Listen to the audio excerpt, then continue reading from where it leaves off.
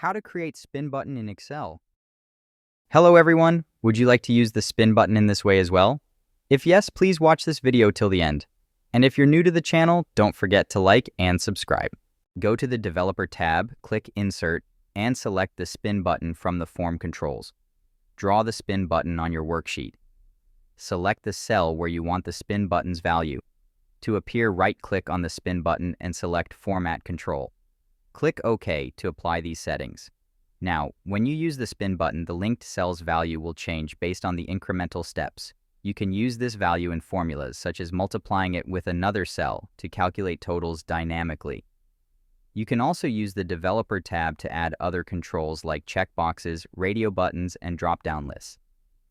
Experimenting with these will further enhance your Excel skills. I hope this tutorial helped you understand how to use the spin button in Excel. If you enjoyed this video, please like, share, and subscribe to the channel.